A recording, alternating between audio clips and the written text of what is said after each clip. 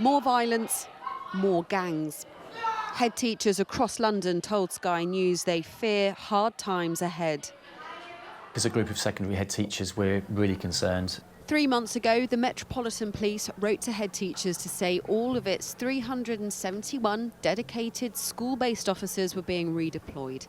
A decision, teachers told us, came with little consultation and no warning. Safer school officers are crucial in the early intervention and de-escalation of conflicts as well, and preventing youth involvement in crime, and they play a pivotal role in all of that. I think there's going to be an increased risk of exploitation, an increased risk potentially of gang activity as well. So by removing these safer school officers at this time, it feels a real backward step. There's a border that goes around it in black with little yellow dots. Safer Schools Officers, or SSOs, have operated since 2009, like here in North London, where pupils tell us they've made a real difference. They're not really as horrible as people see, and you can actually get a bond with someone that you can trust. There is someone to talk to if there is a problem, and if you do see their face outside of school, that you can also tell them things. Good, Dennis. The Metropolitan Police Force has told schools that officers will be withdrawn from the beginning of May, saying it's not a decision that they have taken lightly. But in a statement to us, they said that officers would still retain links with schools, although as part of wider neighbourhood policing teams.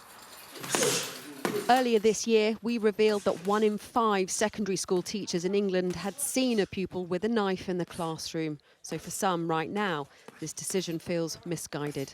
I feel that students would most likely feel more brave to bring weapons and stuff like that into school that they shouldn't be bringing into.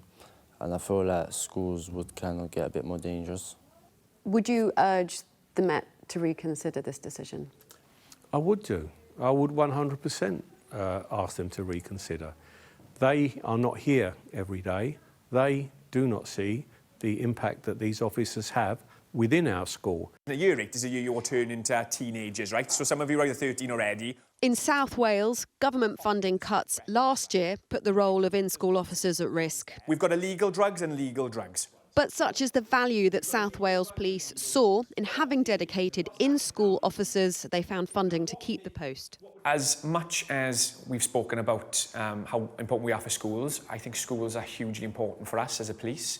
That partnership work is vital because we get lots of information from schools which better help us safeguard the children.